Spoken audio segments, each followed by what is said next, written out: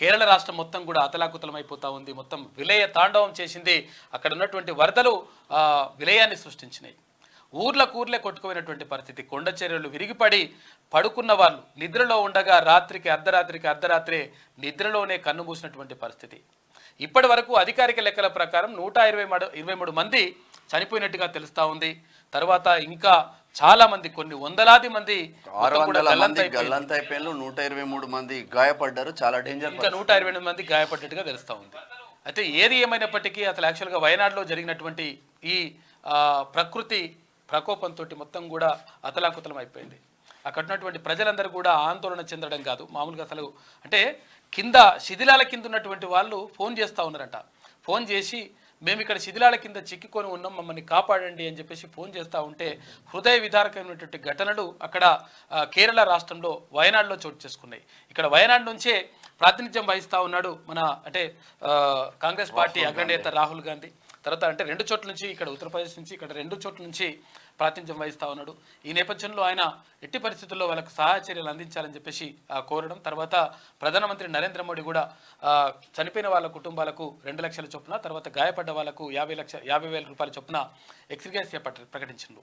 ఏది ప్రకటించినా కానీ పోయిన ప్రాణాలు మాత్రం తీసుకురాలేము. కానీ చాలా దారుణమైనటువంటి కలి చోటు చేసుకుంది అక్కడ కేరళలో. ఇక మరోవైపు రైతుల ఖాతాల్లో 1,50,000 రూపాయలు జమ చేస్తూ ఉన్నాం. 100% రుణమాఫీని అంటే పూర్తి చేస్తూ ఉన్నాం. 12,000 కోట్ల రూపాయలు ఇప్పటి వరకు రైతుల ఖాతాల్లో జమ చేసినామని చెప్పేసి ముఖ్యమంత్రి రేవంత్ రెడ్డి చెప్తా ఉన్నారు. 100% అంటే ఇక్కడ ఇచ్చినటువంటి హామీ అయితే ఇది అవుతుందా, జరుగుతుందా, తర్వాత కాదా, ఇట్లా అని చెప్పేసి రకరకాలుగా మాటలు అన్నారు. కానీ ఏది ఏమైనప్పటికీ రుణమాఫీ చేసి తీరుతా అని చెప్పినాము. 100% అదే బాటలో ముందుకెళ్తా ఉన్నామని చెప్పేసి ముఖ్యమంత్రి చెప్తా ఉన్నాడు. రైతుల కళ్ళల్లో ఆనందం చూడడానికి నేను దేనికైనా సిద్ధమని చెప్పేసి ఆయన చెప్తున్నటువంటి మాట. ఇక మరోవైపు ఇక్కడ స్కిల్ యూనివర్సిటీకి సంబంధించి అక్కడ ఏది అసెంబ్లీలో బిల్లు ప్రవేశపెట్టినరు అక్కడ మంత్రి దుద్దిల్ల శ్రీధర్ బాబు. దానికి సంబంధించి ఆమోదం కూడా జరుగుతూ ఉంది. ఇక మరోవైపు ఒలింపిక్స్లో మను బాకర్ మరోసారి చరిత్ర సృష్టించింది. అయితే మరో కాంస్య పథకం జోడీతో, అంటే ఇక్కడ ఎవరు సరబ్జిత్ సింగ్ తో జోడీతో మరో కాంస్య పథకాన్ని తన ఖాతాలో వేసుకుంది మను బాకర్. దీంతో అసలు యాక్చువల్గా భారతదేశ చరిత్రలో ఒకేసారి 2 పథకాలను సాధించినటువంటి ఘనతను ఆమె చరిత్రలో తన ఖాతాలో వేసుకుంది మను బాకర్. దీంతో 2 పథకాలు వచ్చినట్టు అయింది. అవి కూడా పెద్ద అద్భుతమేం కాదు. నిజంగా కూడా తీర్మాన్ మల్లన్న కూడా చెప్పిండు. అంటే నిజంగా పెద్ద అద్భుతం కాదు. ఒకేసారి చాలా పథకాలను, 5 పథకాలను, 6 పథకాలను, 10 పథకాలు ఇట్లా గెలిచిన వాళ్ళు కూడా వివిధ దేశాల వాళ్ళు ఉన్నారు. అమెరికాకు చెందిన ఒకే క్యాండిడేట్ 28 పథకాలు సాధించిండు. కాబట్టి అంటే ఇది కాకపోతే ఏంటంటే మనకు గొప్ప విషయమే. ఎందుకంటే కాంస్య పథకం అంటే అసలు యాక్చువల్గా 3rd ప్లేస్. ఫస్ట్ స్వర్ణం ఉంటుంది, అంటే గోల్డ్ మెడల్, ఆ తర్వాత సిల్వర్ మెడల్, ఆ తర్వాత ఇప్పుడు బ్రాంజ్ మెడల్ వస్తేనే ఫుల్ ఖుషి అవుతున్నటువంటి పరిస్థితి కనిపిస్తూ ఉంది. కారణం ఏంటి అంటే క్రీడాకారులకు సరైనటువంటి ప్రోత్సాహకాలు కల్పించడం లేదు గతం నుంచి ప్రభుత్వాలన్నీ కూడా. అయితే కల్పించాల్సిన అవసరం ఉన్నది. పీఈటీల నియామకం కానీ, తర్వాత అన్ని స్కూళ్ళల్లో అంటే పాఠశాల నుంచే క్రీడలను ప్రోత్సహించడం కానీ ఇవన్నీ కూడా జరగాలి. కాకపోతే ఏంటంటే ప్రభుత్వాలు పట్టించుకోకపోవడం, ప్రోత్సహిస్తే దాంట్లో చెత్త రాజకీయాలు అదంతా కూడా జరుగుతూ ఉంది. అది కరెక్ట్ కాదు. ఇక మరోవైపు నిన్న ఇక్కడ తాజ్ కృష్ణా హోటల్లో బీసీలకు సంబంధించి ఒక సభ జరిగింది. ఇంటెలెక్చువల్ ఫోరం ఆధ్వర్యంలో మాజీ ఐఏఎస్ చిరంజీవులు సార్ ఆధ్వర్యంలో పెద్ద ఎత్తున సభ జరిగింది. మాజీ మన high court chief justice high court justice ఆయన ఈశ్వరయ్య గౌడ్ సార్ ఆధ్వర్యంలో చాలా పెద్ద ఎత్తున కీలకమైనటువంటి అంటే మాట్లాడినారు, ప్రకటనలు చేసిండ్రు. తర్వాత ఎమ్మెల్సీ తీర్మాన్ మల్లన్న కూడా క్లియర్గా చెప్పిండు.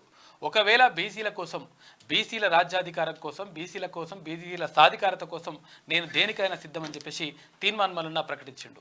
అంటే ఏది ముందు అంటే ఇక్కడ ఎమ్మెల్సీ పదవా లేకపోతే ఇంకొకట అంటే 100% బీసీల అభ్యున్నతి. ఎందుకంటే వాళ్ళ గురించి మాట్లాడేటోళ్ళు లేరు, తర్వాత ఇంకోటి వాళ్ళ గురించి పట్టించుకునేటోళ్ళు లేరు.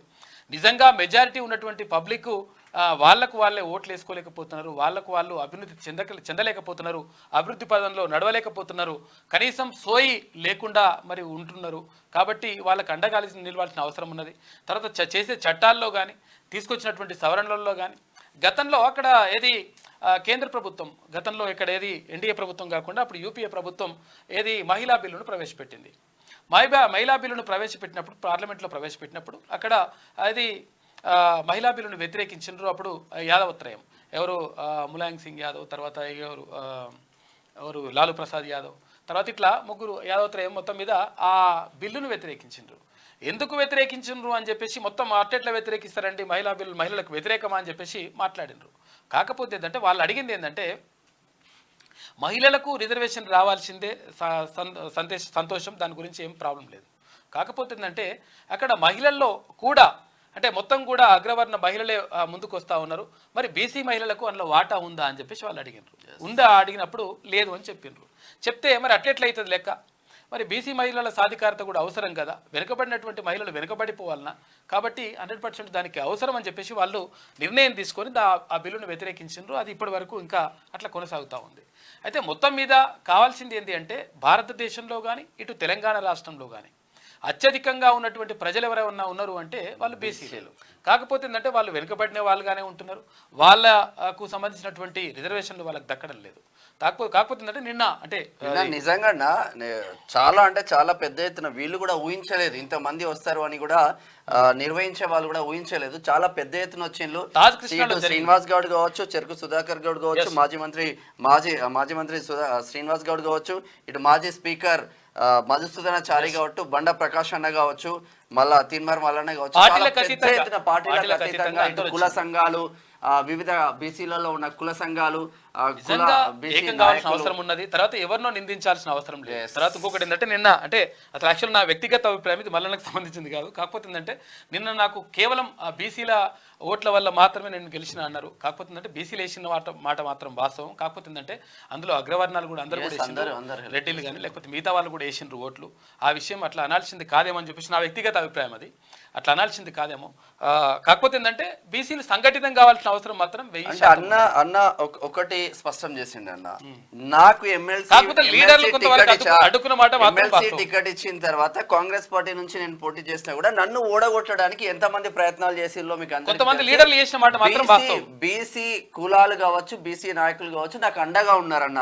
అదైతే వాస్తవం, అంటే అండగా ఉన్నది 100% వాస్తవం. కాకపోతే ఏంటంటే కొంతమంది అందరు కూడా ఓట్లు వేసిండ్రు, కొంతమంది వేసిండ్రు కాబట్టి అట్లా ఉన్నది. తర్వాత ఇంకోటి ఏంటంటే బీసీలు ఇంకా సంఘటితం కావాల్సిన అవసరం మాత్రం 1000% ఉన్నది. ఎవరినో నిందించడం కాకుండా మనం ఎట్లా ఉన్నాం అనేటువంటి విషయాన్ని ఒక్కసారి బేరీ చేసుకుంటే అర్థమవుతుంది.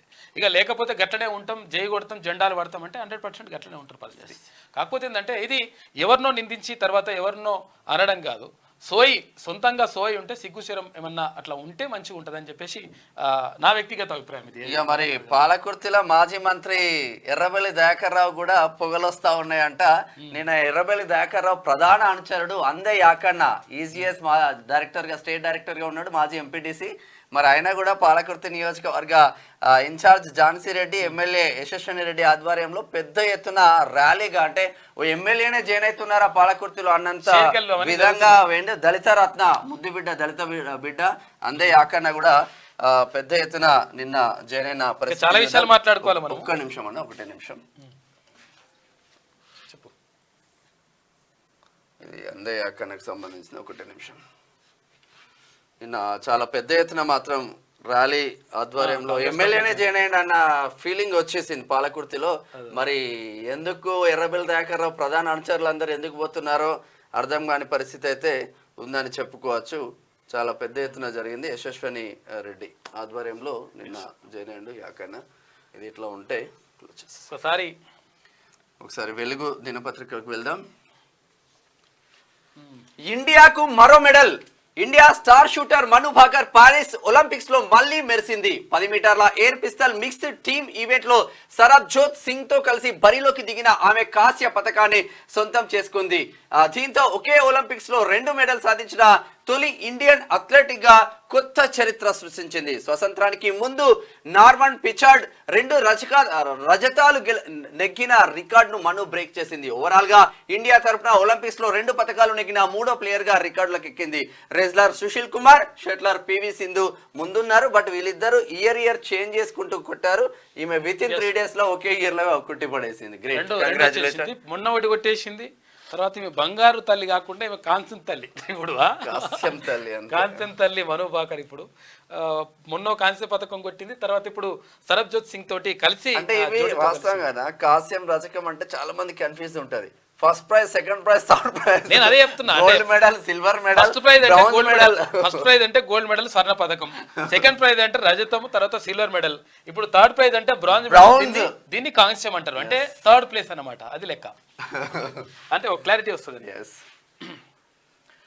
రుణమాఫీతో రైతుల ఇళ్లలో పండుగ, అన్నదాతల ఆనందంతో నా జన్మ ధన్యమైంది, రాజకీయాల కంటే రైతు ప్రయోజనాలే మాకు ముఖ్యమని చెప్పేసి ముఖ్యమంత్రి రేవంత్ రెడ్డి అంటా ఉన్నారు.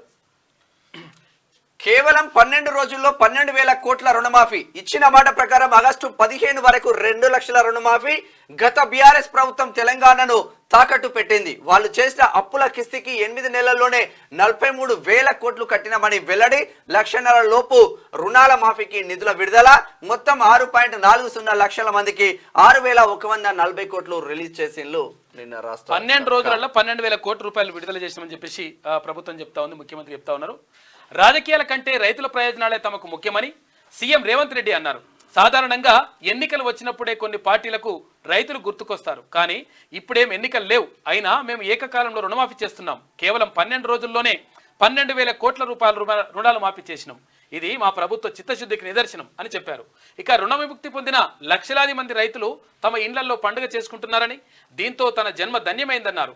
ఇక మంగళవారం అసెంబ్లీ ప్రాంగణంలో 2వ విడత రుణమాఫీలో భాగంగా 1.5 లక్షల రూపు రుణాల మాఫీ కార్యక్రమాన్ని సీఎం రేవంత్ రెడ్డి ప్రారంభించారు. ఇక 15 మంది లబ్ధిదారులకు చెక్కులు అందజేసిండ్రు. నిన్న బీఆర్ఎస్ రుణమాఫీని ఎగ్గొట్టింది. ఇదైతే వాస్తవం. నేను కూడా 2013 ఇప్పటికీ అది బాకీనే ఉంది. అట్లా కాదు, విషయం ఏంటంటే నాకు రైతు బంధు వచ్చింది. అప్పుడు రైతు బంధు వస్తే రైతు బంధు అంతా కూడా పీకింది. అటే ఇక మొత్తం ట్రాన్స్ఫర్ చేసుకున్నారు డైరెక్ట్. రైతు బంధు వడంగానే ఖాతాలో వడంగానే వాడు గుంజుకున్నాడు. మరి ఇప్పుడు మళ్ళీ తర్వాత కొన్ని పైసలు ఉన్నాయి అంటే వాడు బ్యాంక్ కూడా ఇస్తాడు. వాడు అదో పరిశాన్ ఉంది మనతోటి. గత బీఆర్ఎస్ ప్రభుత్వం 1 లక్ష రుణమాఫీ కూడా సరిగ్గా చేయలేకపోయిందని సీఎం రేవంత్ విమర్శించారు. బీఆర్ఎస్ మొదటిసారి అధికారంలో ఉన్నప్పుడు 4 విడతల్లో రుణాలు మాఫీ చేసింది. దీంతో రైతులు తమ అప్పుకు మించి మిత్తిలు కట్టాల్సి వచ్చింది. వాస్తవం, అందులో నేను బాధితుని. ఇక రెండోసారి రుణమాఫీ హామీతో అధికారంలోకి వచ్చిన బీఆర్ఎస్ 19,000 కోట్ల రుణాలు మాఫీ చేస్తామని చెప్పి 12,000 కోట్లు మాత్రమే విడుదల చేసింది. దాదాపు 7,000 కోట్ల రుణాలు మాఫీ చేయలేదు అని మండిపడ్డారు. అప్పుల్లో కూరుకుపోయిన రాష్ట్రంలో రుణమాఫీ ఎలా చేశారని కొందరు అవహేళన చేశారు, శాపనార్థాలు పెట్టారు. కానీ మా ప్రభుత్వం ఇచ్చిన మాట ప్రకారం రుణమాఫీ పూర్తి చేసేందుకు నిధులు సమీకరించింది. ఇది మా ప్రభుత్వ చిత్తశుద్ధికి నిదర్శనమని అన్నారు. గత ప్రభుత్వం అప్పులు చేసి తెలంగాణను తాకట్టు పెట్టింది. తాకట్టు నుంచి తెలంగాణను విడిపించి రుణాల భారం తగ్గించేందుకు ప్రయత్నిస్తున్నాం. గత ప్రభుత్వం చేసిన 7 లక్షల కోట్ల అప్పులకు మా ప్రభుత్వం ఈ 8 నెలల్లోనే 43,000 కోట్ల రూపాయలు మిత్తిలు కట్టిన కిస్తీలు. అట్లా ఉంది పరిస్థితి. ఇక ఓన్లీ చర్చలు, నో సస్పెన్షన్. చూసుకో ఇక ఎట్లున్నది అంటే, గతంలో జర్ర మాట్లాడితే సస్పెండ్, నువ్వు బయటకు మైట్ కట్ ఇవన్నీ ఉంటుండే. ఇట్లా ఏం లేదు, కుసోరి అని చెప్పేసి రాత్రి 1:30 దాకా ఉండైనా సరే కానీ నడుతున్న లెక్క.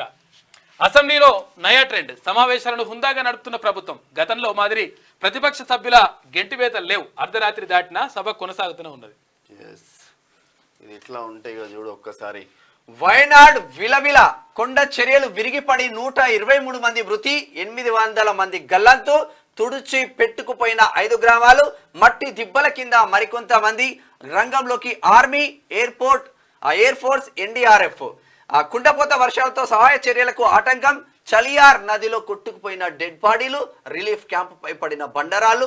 విపత్తుపై రాష్ట్రపతి ముర్ము, ప్రధాని మోదీ దిగ్బాంది, రాహుల్ గాంధీ కూడా నిన్న ఎవరికి కూడా రావద్దు ఇటువంటి పరిస్థితి. నిజంగా ఇక్కడంతా కూడా కొండ ఇక్కడ ఆనవాళ్ళు కూడా లేవుంటే ఆ ఇండ్లన్నీ మొత్తం కూడా కొట్టుకుని పోయినాయి. రాత్రి పడుకున్నారంట. రాత్రి 12 గంటలకు పండుకున్న తర్వాత నిద్రపోయి ఉండగానే దన్మని వర్షాలు వచ్చినాయి, వరదలు వచ్చేసి మొత్తం కొట్టుకుని పోయినాయి అంట. దారుణమైనటువంటి పరిస్థితి. మొత్తం శవాల దిబ్బగా మారిపోయిందంట కేరళలో వయనాడ్ జిల్లా. కేరళలోని వయనాడ్లో భారీ వర్షాలు బీభత్సం సృష్టించాయి. సోమవారం అర్ధరాత్రి దాటాక ఒక్కసారిగా వరద పోటెత్తడంతో కొండ చర్యలు విరిగిపడి వేలాది ఇండ్లు కొట్టుకుపోయాయి. ఇక మొప్పాడి, ముండకై, తర్వాత చొరల్మల, అట్టమాల, నూల్పుజ గ్రామాల్లో చోటు చేసుకున్న ఈ ఘోర విపత్తుతో 123 మంది చనిపోయారని, 128 మంది వరకు గాయపడ్డారని అధికారులు వెల్లడించారు. ఇండ్లల్లో పడుకున్న చోటే కొందరు సజీవ సమాధి అయ్యారు. మృతుల్లో మహిళలతో పాటు చిన్నారులు కూడా ఉన్నారట. ఇక చురల్మల, తర్వాత ముండకై, ఊళ్ళు మొత్తం కొట్టుకుపోయాయి. మిగిలిన గ్రామాలు సగం బురదలోనే కూరుకుపోయిన ఉన్నాయంట. మొత్తం దారుణమైనటువంటి చెయ్యి బయటికి ఉంది తప్ప ఏం లేదు పరిస్థితి, ఘోరం. ఇది ఇట్లా ఉంటే బడ్జెట్ ను 10 ఏళ్లలో 3 పెంచాం. దేశ బడ్జెట్ ను 10 ఏళ్లలో 3 పెంచామని ప్రధాని నరేంద్ర మోడీ అన్నారు. వచ్చే 5 ఏళ్లలో ప్రపంచంలో 3వ అతిపెద్ద ఆర్థిక వ్యవస్థగా అవతరించే దిశగా భారత్ పయనిస్తుందని తెలిపారు. ఢిల్లీలో జరిగిన సిఐఐ వికసిత్ భారత్ సదస్సులో ప్రధాని మోదీ కామెంట్స్ చేశారు. 3 పెంచినామని చెప్తున్న 10 ఏళ్లలో. ఇక రాష్ట్రంలో అంటే మరి రేట్లు కూడా అట్లే పెరిగినాయి కదా సార్, అడ్డం దిడ్డం. అసలు సామాన్యుడు కొనలేని పరిస్థితిలోకి తీసుకెళ్ళి 10 ఏళ్లలో రేట్లు ఇంకా దారుణంగా పెరిగినాయి. రాష్ట్రంలో తగ్గిన పీఎం కిసాన్ నిధుల పీఎం కిసాన్ లబ్ధిదారుల సంఖ్య ప్రతి ఏటా తగ్గుతుంది. మన రాష్ట్రంలో గడిచిన 2 ఏళ్లలో 6.55 లక్షల మందికి కోత పెట్టారు. దీంతో కేంద్రం ఏటేటా లబ్ధిదారులను తగ్గిస్తున్నట్లు గణాంకాలు చెప్తున్నారు. ఎందుకు తగ్గిస్తున్నారో ఏందో తెలియదు. India clean sweep. శ్రీలంకతో జరిగిన మూడు మ్యాచ్ల T20 సిరీస్ ను ఇండియా క్లీన్ స్వీప్ చేసింది. మంగళవారం జరిగిన ఆఖరిదైన 3వ T20లోను టీమిండియా సూపర్ ఓవర్లో లంకను ఓడించింది. లోక్సభలో కుల దుమారం. కులగణనపై రాహుల్ గాంధీ వర్సెస్ అనురాగ్ ఠాకూర్. కులమేంటో తెలియనోళ్ళు కులగణన కోరుతున్నారన్న బీజేపీ ఎంపీ అన్నాడు. ఎంత అవమానించిన పోరాటం ఆపనన్న ప్రతిపక్ష నేత. కులం ప్రస్తావన ఎందుకంటూ ఎస్పీ చీఫ్ అఖిలేష్ ఆగ్రహం వ్యక్తం చేసిండు. ఎవరి పేరు ప్రస్తావించలేదని సమర్థించుకుంటే ఠాకూర్. ఇదే సబ్జెక్ట్ మీద నిన్న నాయకులందరూ మాట్లాడిండ్రు. బీసీ ఇంటెలెక్చువల్ ఫోరంలో తాజ్ కృష్ణలో జరిగింది. సేమ్ ఇప్పుడు రాహుల్ గాంధీ, ప్రధాన ప్రతిపక్షమైన రాహుల్ గాంధీ, పక్ష నేతగా ఉన్న రాహుల్ గాంధీ పార్లమెంట్ లో పోరాటం చేస్తా ఉన్నారు. మీరు ఇక్కడ రావడంతోనే, కాంగ్రెస్ పార్టీ రావడంతోనే మేము కులగణన చేస్తాం, కులగణన చేసిన తర్వాతనే లోకల్ బాడీ ఎలక్షన్స్ కి వెళ్తారని హామీ ఇచ్చిండ్రు. ఆ హామీ 100% నిరూపించుకోవాలి. ఒకవేళ కులగణన చేయకుండా ముందుకు వెళ్తే బీసీలందరూ నష్టపోయే అవకాశం ఉందని తీర్మార్మలతో పాటు ప్రతి ఒక్క లీడర్లు 6 నెలలలో చేస్తున్నారు. 7 నెలలు అయిపోయాయి. మరి దాని గురించి ఎందుకు పట్టించుకోవాలి? బీసీలకు వచ్చేసరికి ఈ బ్యాక్ వచ్చేస్తారు. మరి బ్యాక్వర్డ్ కాస్ట్ అందరూ బ్యాకే తీసుకుంటావరా? మరి ఏందో అర్థం కాని పరిస్థితి. గతంలో కాక అసలు యాక్చువల్ గా ఒక్క రోజుల దాన్ని ఏం చేసిండు, సమగ్ర కుటుంబ సర్వే పేరుతోటి ఒక్క రోజులో మొత్తం వివరాలన్నీ, బొగ్గుబాయిలు ఉన్న వాళ్ళు, ముంబైలో ఉన్న వాళ్ళు అందరూ వచ్చాడు. ఒక్క రోజుల వివరాలన్నీ తెప్పించుకోగలిగిండు. ఒకవేళ ప్రభుత్వం తలుచుకుంటే ఏదైనా చేయగలుగుతుంది. కాకపోతే ఏంటంటే ప్రభుత్వానికి చిత్తశుద్ధి ఉండాలి. తర్వాత అంటే యాక్చువల్ గా ఇది కులగణన చేయాలనేటువంటి ఆలోచన క్లియర్. సమగ్ర కుటుంబ సర్వే కేసీఆర్ కాక తెప్పించుకున్నాడు కాబట్టి ప్రభుత్వం దగ్గర కూడా ఆ డాటా ఉంటది కదా. ఈ ప్రభుత్వానికి ఏలాడు ఆయన, మనం చూడాలి మరి ఇచ్చిండో ఇయ్యలేదో. ఇస్తే ఓకే, ఇవ్వకపోతే ఏంటంటే నేను మళ్ళీ తెప్పించుకోవచ్చు కదా. పెద్ద విషయం ఏమున్నది ఇలా, పెద్ద విషయమేం కాదు. అంటే నేను ఏమంటానంటే ఒక్క రోజులో మొత్తం సమగ్ర కుటుంబ సర్వే చేయించగలిగిండు ఒక ముఖ్యమంత్రి. ఇప్పుడు మరి పెద్ద విషయం ఏమవుతుంది అది? ఆయన చేసిండు, ఆయన సొంతానికి ఉపయోగించుకుంటూ, అది వేరే విషయంలే. కానీ అంత పెద్ద దానికి అంటే చేయగలుగుతాడు అనే దాన్ని చెప్పడానికి మనం చెప్తా ఉన్నాం. కాకపోతే ఏంటంటే ఇప్పుడు కూడా చేయాలంటే అవకాశం ఉంటుంది. మరి దానికి 5 నెలలు పడుతుంది, 6 నెలలు పడుతుంది. గంత టైం ఎందుకు పడుతుంది అర్థం. మళ్ళా బీసీలలో ఉన్న నాయకులు కూడా వీళ్ళు ఏం చేస్తారంటే ఇప్పుడు అధికారంలో ఉన్నప్పుడు వాడికి ఇక బీసీ అవసరం లేదు, ఎవడ అవసరం లేదు. అధికారం పోతే అప్పుడు గుర్తుకొస్తారు వీళ్ళకు. అదే అట్లా ఉంటుంది లెక్క. పవర్ కమిషన్ చైర్మన్ గా జస్టిస్ లోకూర్. సుప్రీం ఆదేశాలతో కొత్త చైర్మన్ ను నియమించిన రాష్ట్ర సర్కార్. సుప్రీం న్యాయమూర్తిగా ఉమ్మడి హైకోర్టు సీజేగా పనిచేసిన లోకూర్. అయితే జస్టిస్ లోకూర్ని ఇప్పుడు అంటే ఆయనని పవర్ కమిషన్ చైర్మన్ గా నియమించారు. అయితే గతంలో అక్కడ జస్టిస్ ఎల్ నరసింహారెడ్డి గారు పవర్ కమిషన్ చైర్మన్ గా ఉండే. అయితే ఇక కాక ఏం చేసిండు, అన్ని బయట పెడుతున్నాయి. మొత్తం కమిషనే రద్దు చేయాలి, ఈయనకు అర్హత లేదు, ఈయన ఉండనే ఉండొద్దు, ఇట్లా రకరకాలు చేసి కమిషనే రద్దు చేయాలంటే కమిషన్ రద్దు చేయడం కుదరదు నాయన. కాకపోతే ఏంటంటే సరే ఆయన ఏదో మాట్లాడినంటారు కాబట్టి మాట్లాడినందుకు ఆయనను తప్పిస్తున్నాం అంతే తప్ప ఎట్టి పరిస్థితుల్లో కమిషన్ రద్దు చేయడానికి వీల్లేదని చెప్పేసి ఇక్కడ హైకోర్టు, సుప్రీంకోర్టు మంచిగా మూతిమీక 2 వేసినట్టుగా చేసింది. చేయడంతో ఏమైంది, ఏం చేయాలని అర్థం కాలేదు. కాక సపడే కూకున్నాడు. ఇప్పుడు మళ్ళీ ప్రభుత్వం ఇక్కడ జస్టిస్ లోకూర్ను అక్కడ పవర్ కమిషన్ చైర్మన్గా నియమించింది. విద్యుత్ విచారణ కమిషన్ చైర్మన్గా జస్టిస్ మదన్ భీమ్రావ్ లోకూర్ను రాష్ట్ర ప్రభుత్వం నియమించింది. లోకూర్ గతంలో సుప్రీంకోర్టు న్యాయమూర్తిగా, ఉమ్మడి ఆంధ్రప్రదేశ్ హైకోర్టు ప్రధాన న్యాయమూర్తిగా పనిచేశారు. జస్టిస్ ఎల్ నరసింహారెడ్డి స్థానంలో పవర్ కమిషన్ చైర్మన్ గా లోకూర్ వ్యవహరిస్తారు. అయితే గత బీఆర్ఎస్ ప్రభుత్వ హయాంలో జరిగిన విద్యుత్ ఒప్పందాలపై ఆయన విచారణ జరపనున్నారు. ఛత్తీస్గఢ్ విద్యుత్ కొనుగోళ్ల ఒప్పందాలు, యాదాద్రి భద్రాద్రి థర్మల్ పవర్ ప్లాంట్ల నిర్మాణానికి ఒప్పందాలపై న్యాయ విచారణ జరపడం కోసం రేవంత్ రెడ్డి ప్రభుత్వం తొలుత జస్టిస్ ఎల్ నరసింహారెడ్డి కమిషన్ను నియమించింది. అయితే ఈ అంశానికి సంబంధించి విచారణకు హాజరు కావాలని మాజీ సీఎం కేసీఆర్కు ఆయన నోటీసులు ఇచ్చారు. విచారణ కమిషన్ ఏర్పాటుతో పాటు కమిషన్ చైర్మన్ ప్రెస్తో మాట్లాడడాన్ని సవాల్ చేస్తూ హైకోర్టులో కేసీఆర్ పిటిషన్ దాఖలు చేసి నా అన్ని బయట పెడుతున్నట్టు ఇట్లా అంటే ఇక అట్లా బయట ఎందుకు పెడుతున్నారు సార్, మీరు అట్లా పెట్టాల్సింది లోపల పెట్టి లోపల వేయండి అని చెప్తారు. అంటే క్లియర్ గా ఏంటంటే జస్టిస్ ఎల్ నరసింహారెడ్డి గారు చెప్తున్నారు 100% బరాబర్ మొత్తం రెడీ అయిపోయింది. 80 పేజీలు ఏదో రెడీ చేసేసినాం. తర్వాత ఇక ఆయన మీద శిక్ష చేయడమే రెడీ. అది అంటే మరి కావడం ఖాయమని. ఈ లోపు మాజీ విద్యుత్ శాఖ మంత్రి సూర్యాపేట ఎమ్మెల్యే మరి అటు ఇటు పోతాడా, మరి అక్కడనే ఆయన పని కూడా అవుతుంది. ఇక మరి ఇప్పుడు ఇంట్లో ఉన్నప్పుడు అయితే కాదా ఇక మంత్రిగా. శ్రీశైలం ఫుల్ 207 టీఎంసీలు దాటిన నీటి నిల్వ 10 మీటర్ల మేర 7 గేట్లు ఎత్తిన ఏపీ అధికారులు. నాగార్జున సాగర్ కు తరలుతున్న కృష్ణమ్మ చేపల వేటకు వెళ్లొద్దని పోలీసుల హెచ్చరిక. 10 గేట్లు లేవట్టినట మొత్తం. ఎందుకంటే ఎన్ని నీళ్లు కావాలనో అన్ని నీళ్ళకి వచ్చేస్తుంది. దగ్గరికి వచ్చిందంట. దగ్గరికి రావడానికి మొత్తం నీటితో మళ్ళీ పరిచయం అవుతుంది కదా. అందుకనే ముందస్తుగా కొంత ఎత్తేసి ఇప్పుడు నాగార్జున సాగర్కి మస్తు నీళ్ళు వస్తూ ఉన్నాయి. ఇప్పుడు నాగార్జున సాగర్ కూడా నిండుతుంది. నిండిన తర్వాత 100% పంటలకి ఈసారి కొంచెం డోకా ఉండేటువంటి పరిస్థితి ఉంటుంది. ఎందుకంటే మన దగ్గర వర్షాలు సరిగా పడతలేవు, కానీ అక్కడ మీద బాగానే పడాయంట. పడడంతో అక్కడ వస్తున్నాయి వాటర్. ఇక రాష్ట్రం పేరు చెప్పకుంటే నిధులు ఇవ్వనట. బడ్జెట్లో అన్ని రాష్ట్రాలకు నిధులు కేటాయించామని చెప్పేసి కేంద్ర ఆర్థిక మంత్రి నిర్మలా సీతారామన్ చెప్తా ఉంది. తెలంగాణకు బడ్జెట్ 1000 కోట్లలో ఇచ్చామని చెప్పేసి ఆమె చెప్తున్నది. మరి ఇచ్చేదంటే బయట బడ్జెట్ పెడితే బాగుండేది. కానీ అసెంబ్లీలో స్కిల్ వర్సిటీ బిల్లు ప్రవేశపెట్టిన మంత్రి Sridhar Babu PPP triple P పద్ధతిలో ఏర్పాటు 17 రంగాల్లో కోర్సులు ఏటా 20,000 మందికి శిక్షణ. ఇది మంచి యాక్చువల్ గా స్కిల్ వర్సిటీ ఏర్పాటు చేయాలని చెప్పేసి ముఖ్యమంత్రి గారి మధ్యలో మెదిలింది. తర్వాత అది ఎందుకంటే ఐటీఐలు ఉంటాయి కదా, ఈ ఐటీఐలు మొత్తం కూడా నిర్వీర్యం అయిపోతా ఉన్నాయి. అసలు యాక్చువల్ గా ఏది నైపుణ్య శిక్షణ అనేటువంటిది అక్కడ కొనసాగుతుండే. కాకపోతే ఇప్పుడు వాటిని పట్టించుకున్నటువంటి పరిస్థితి కనిపిస్తలేదు. కాబట్టి స్కిల్ యూనివర్సిటీలు ఏర్పాటు చేయడం ద్వారా దాని ద్వారా ఏమవుతుందంటే నైపుణ్యం ఉన్నటువంటి ఏవైతే మానవ వనరులు ఉంటాయో, హ్యూమన్ రిసోర్స్ ఏవైతే ఉంటాయో అక్కడ తయారు చేసుకొని మనకు అంటే ఎప్పుడైనా కానీ చదువుకుంటే ఏమడుగుతారంటే తల్లిదండ్రులైనా తర్వాత ఎవరైనా ఏమడుగుతారంటే బువ్వ పెట్టని చదువు ఎందుకు అంటారు, బువ్వ పెట్టని చదువు ఎందుకు అంటారు. కాబట్టి బువ్వ పెట్టే చదువు కావాలి అంటే ఏదైతే ఉపాధి అవకాశాలు చూపించేటువంటి చదువు కావాలి.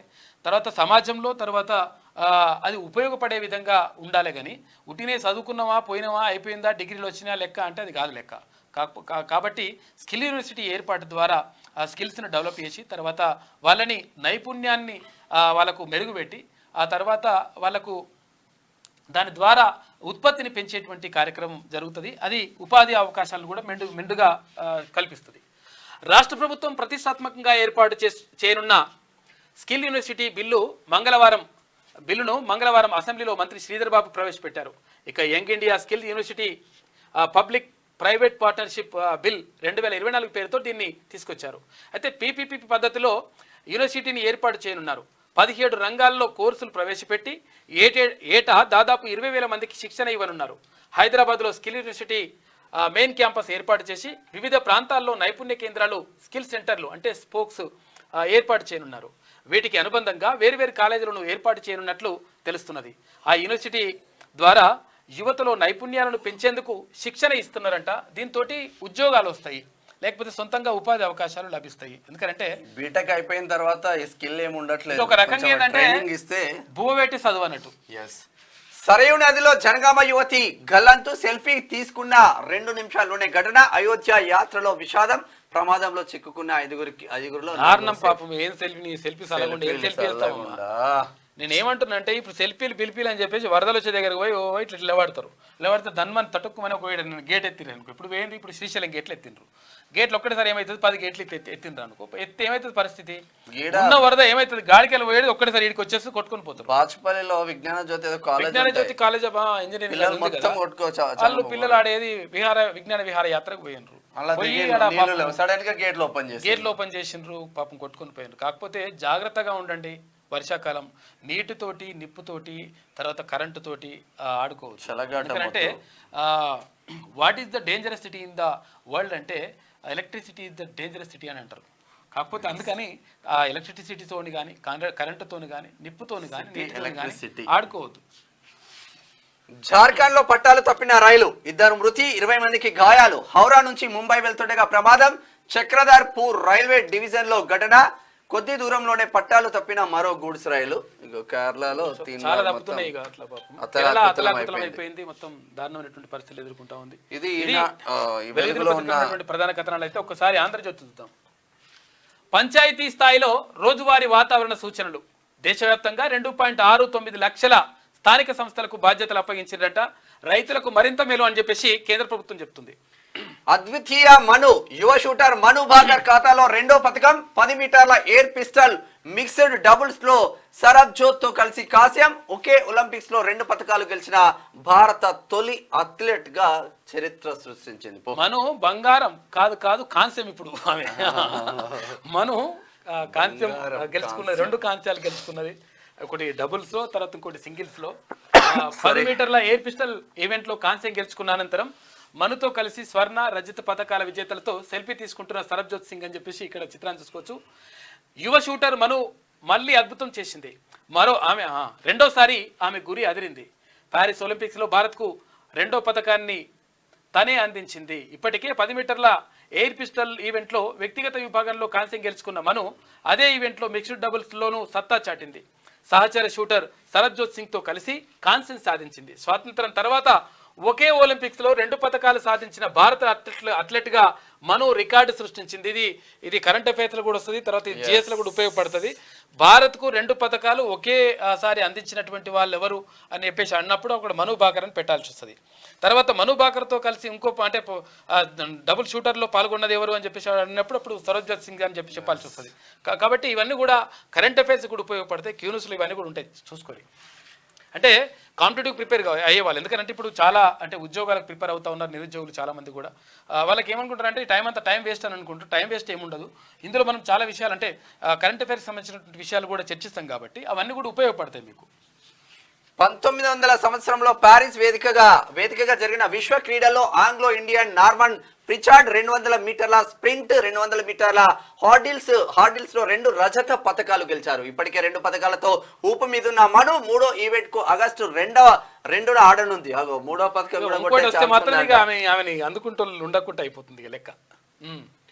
ఎన్నికలు లేకుండా రుణమాఫీ ఒకేసారి 31,000 కోట్లు. దేశంలోనే రికార్డు. రైతులకు అండగా ఉన్నామని చెప్పేందుకే వారి ప్రయోజనాలకే ప్రాధాన్యం. 12 రోజుల్లో 12,500 కోట్ల మాఫీ. ఆగస్టులో పూర్తి రుణ విముక్తుల్ని చేస్తాం. సోనియా రాహుల్ మాటను నిలబెడుతున్నాం. ఇది మా నిబద్ధత. రేవంత్ 2వ విడత రుణమాఫీకి ప్రారంభించిన అయితే చాలా మంది కొంతమంది అడుగుతా ఉన్నారు, మాకు 50,000 ఉన్నా కానీ రుణమాఫీ కావట్లేదు, మాకు 60,000 ఉన్నాయి, మాకు ₹1,00,000 ఉన్నా కావట్లేదు అని చెప్పేసి అంటున్నారు. కాకపోతే ఏంటంటే 2018 డిసెంబర్ ఒక డేట్ ఇచ్చింది, అది 12వ తేదీ ఎంతో ఇచ్చింది. 2018 నుంచి 2023 డిసెంబర్ వరకు ఆ తేదీలలో ఉన్నటువంటి రుణాలు ప్రభుత్వం చెల్లిస్తుంది.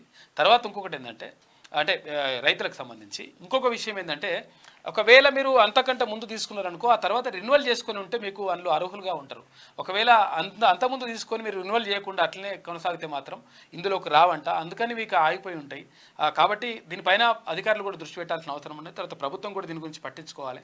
ఎందుకంటే చాలా మంది మాకు కావట్లేదని చెప్పేసి కొంతమంది అంటున్నారు. 2 లక్షల రుణమాఫీ అంటే నాట్ ఈజీ. ఎందుకంటే తెలంగాణ రాష్ట్రం ప్రభుత్వం ఒక మంచి ఉద్దేశంతో చేస్తా ఉంది. కాకపోతే దాన్ని జాగ్రత్తగా ఉపయోగించుకోవాలి. 25,000 4 సార్లు చేస్తుంటా. ₹1,00,000 తీసుకున్న మెత్తి నాదే ఇప్పుడు 67,000. ₹1,00,000 తీసుకుంటే 2,50,000 అయింది. ఇంకెందుకు, మా పైసలు అన్నీ అటే పోయినాయి.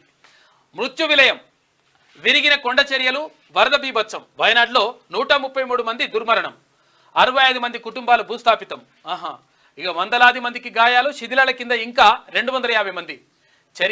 చెరియార్ నదిలో కొట్టుకొచ్చిన మృతదేహాలు, శవాల దిబ్బగా చురుల్మల.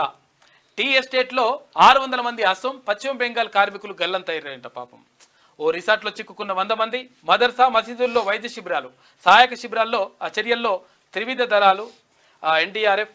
ఇక ఇంతటి విషాదాన్ని ఎన్నడూ చూడలేదని చెప్పేసి కేరళ ముఖ్యమంత్రి పినరయి అంటుండు. ఇక ప్రధాని మోడీ తర్వాత రాహుల్ గాంధీ ఘోరమైన పరిస్థితి. కాపాడినాడే ప్లీజ్ అంటూ శిథిలాల కింద నుంచి బాధితుల ఫోన్ కాల్స్, బ్యాంకుల వద్ద బారులు తీరిన దాతలు, కేరళ పాలిట చీకటి మాసాలు, జూలై ఆగస్టు నెలలో అతిపెద్ద విపత్తులు, అరేబియా సముద్రం వేడెక్కడం, భూతాపం, పర్యావరణ మార్పులే దీనికి కారణం అంటూ జీప్ చూడండి ఎట్లుందో పరిస్థితి. చూడరు ఇండ్లకి మొత్తం అప్పటికప్పుడు వెళ్ళిపోయినాయి.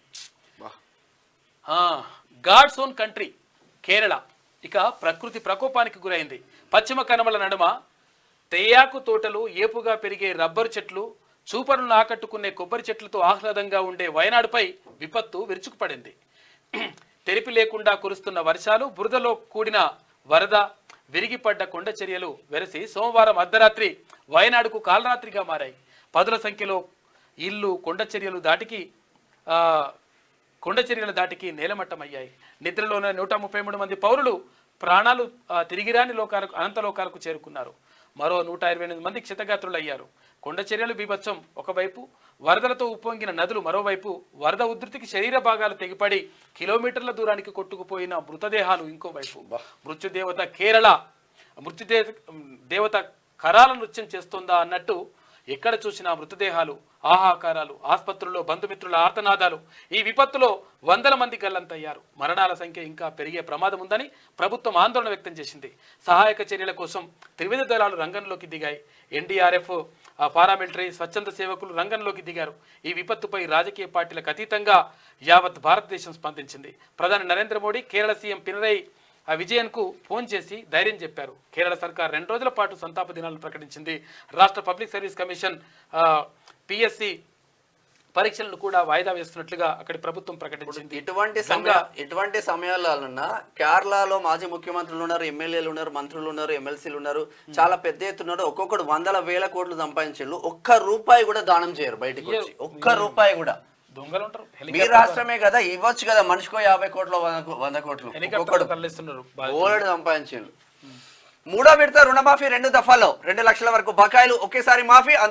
అంతకు మించి అప్పున్న వారికి మరో దఫలో 15,000 కోట్లు అవసరమవుతాయని అంచనా వేస్తా ఉన్నారు. రేపు స్కిల్ యూనివర్సిటీకి ముఖ్యమంత్రి శంకుస్థాపన.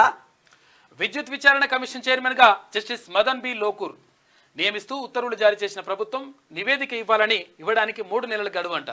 3 నెలల కథ తెలిపోతుంది. మరి శ్రీశైలంలో తెరుచుకున్న 10 గేట్లు, నాగార్జున సాగర్ దిశగా 2.79 లక్షల క్యూసెక్లు. ఆగస్టు 2న ఖరీఫ్ కోసం ఎడమ కాల్వకు నీరు విడుదల చేయనున్న మంత్రి ఉత్తమ్. ఇక గ్రామీణ వైద్యులకు బంపర్ ఆఫర్, బేసిక్ పై 70% మేర పెంపునకు సర్కారు యోచన. ఇక పిహెచ్సి తర్వాత సిహెచ్సి, ఏహెచ్ ఆసుపత్రుల పెంపు, నిర్ణీత దూరాల్లో ఆసుపత్రులు ఉండేలా చర్యలు తీసుకుంటా ఉంది.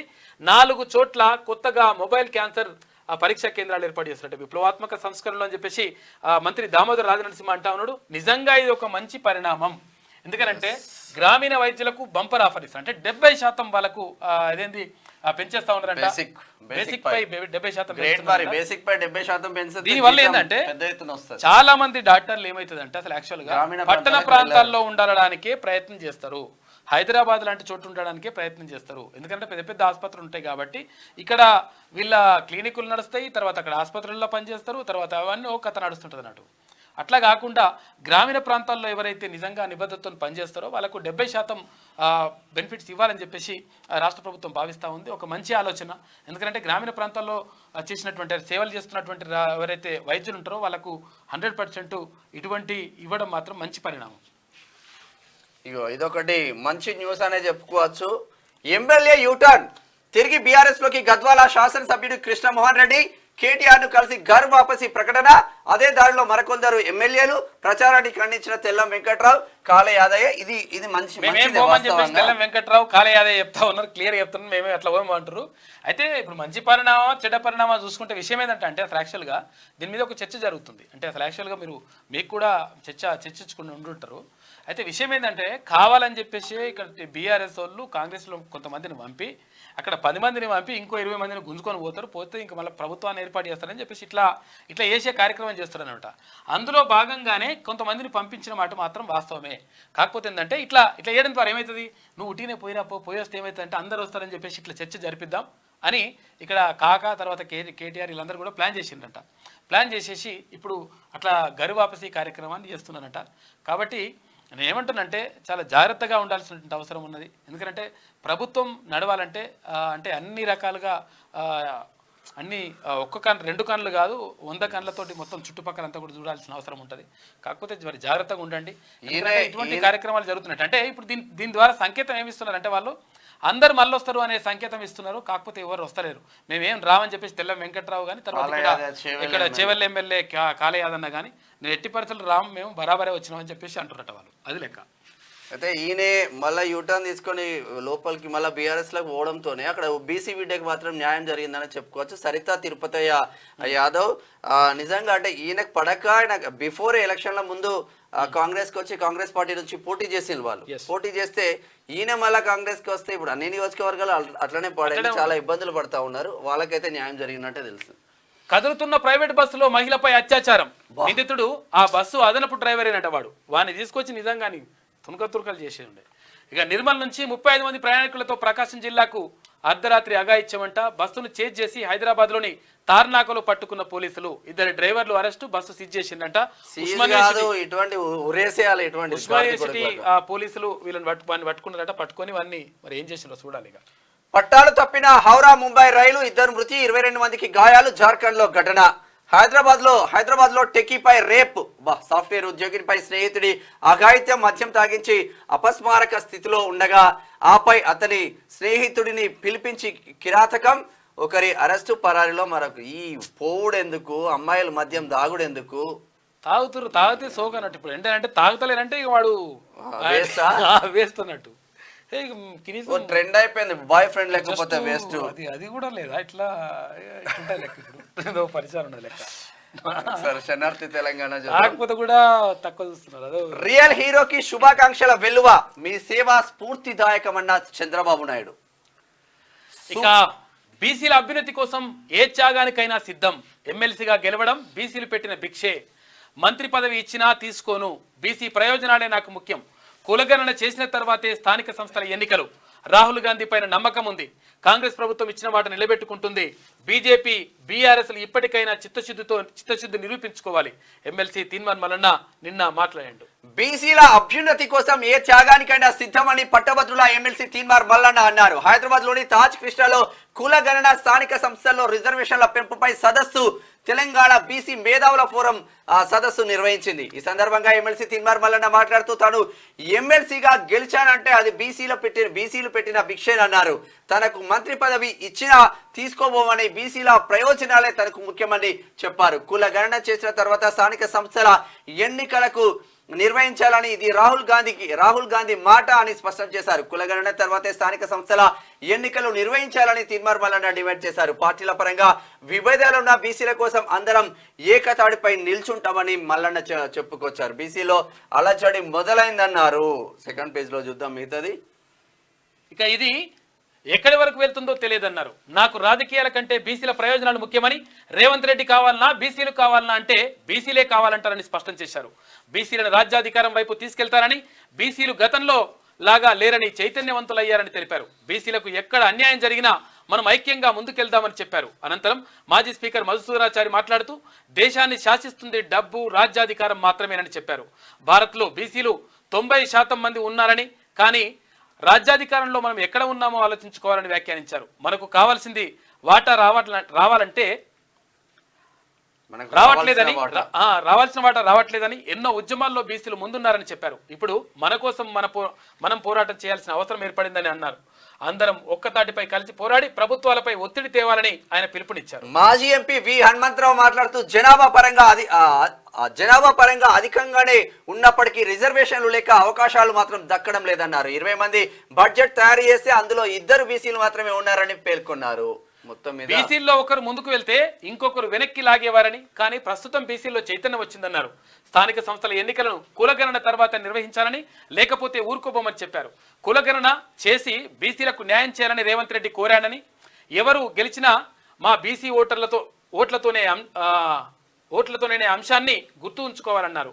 ఇక రాహుల్ గాంధీ హామీలను అమలు చేయాలని సీఎం రేవంత్ కు గుర్తు చేశారని, రేవంత్ రెడ్డి ఆలోచన మార్చుకోవాలని అమ్మవారిని సైతం కోరానని తెలిపారు. కులగణన లెక్కలు తేలితేనే బీసీలకు న్యాయం దక్కుతుందని, రిజర్వేషన్లతో ఉద్యోగాలు ప్రమోషన్లు దక్కుతాయని చెప్పారు. బీసీలంతా ఓట్లేస్తేనే ఇండియా కూటమి పెద్ద ఎత్తున సీట్లు వచ్చాయని, మా రిజర్వేషన్లు మాకు కావాలని అన్ని రాష్ట్రాల్లో కులగణన జరగాలని డిమాండ్ చేశారు.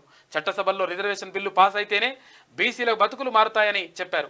మాజీ మంత్రి శ్రీనివాస్ గౌడ్ మాట్లాడుతూ బీసీల్లో ఐక్యత రావాలని, కులగణన పెట్టిన తర్వాతే స్థానిక సంస్థలకు ఎన్నికలు పెట్టాలని, కులగణన మన ఒక్క రాష్ట్రంలోనే కాదని దేశమంతా జరగాలని డిమాండ్ చేశారు. ఇక భారత్లో 3000కు పైగా బీసీ కులాలు ఉన్నాయని, అన్ని కులాలు ఏకం అవ్వాల్సిన అవసరం ఉందని శ్రీనివాస్ గౌడ్ చెప్పారు. ఇక ఎమ్మెల్సీ బండా ప్రకాష్ మాట్లాడుతూ 75 ఏళ్ల తర్వాత రాజకీయ పార్టీలకు బీసీలు గుర్తొచ్చారని, ఇప్పుడు బీసీల గురించి మాట్లాడుతున్న వాళ్ళందరూ ఒకప్పుడు బీసీలను వ్యతిరేకించిన వాళ్ళని విమర్శించారు. యూనివర్సిటీలలో, బ్యాంకింగ్ సెక్టార్లో వంటి రంగాల్లో రిజర్వేషన్ సరిగ్గా అమలు అవ్వలేదని, కులగణన లేకుండా స్థానిక సంస్థల ఎన్నికలు నిర్వహించకూడదని చెప్పారు.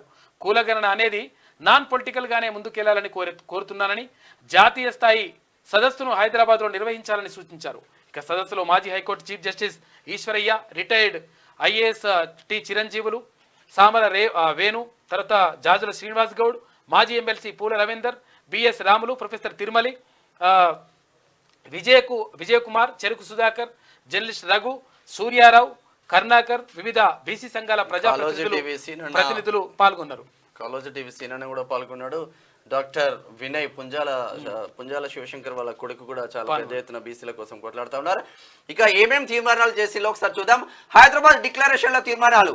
హైదరాబాద్ లోని తాజ్ కృష్ణలో బీసీ మేధావుల ఫోరం ఆధ్వర్యంలో నిర్వహించిన కులగణన స్థానిక సంస్థల్లో రిజర్వేషన్ పెంపుపై సదస్సులో పలు కీలక తీర్మానాలు చేశారు. ప్రధానంగా కులాల సర్వే, స్థానిక సంస్థల ఎన్నికల్లో రిజర్వేషన్ల పెంపు, రిజర్వేషన్లపై పరిమితిని తొలగించడం, బ్యాక్లాగ్ ఖాళీలు, పదోన్నతుల్లో రిజర్వేషన్ల ద్వారా భర్తీ చేయడం, సుప్రీంకోర్టు, హైకోర్టులో న్యాయమూర్తుల నియామకాల్లో రిజర్వేషన్లు, ఓబీసీలకు ప్రత్యేక రక్షణ చట్టం తీసుకురావాలని తీర్మానించారు.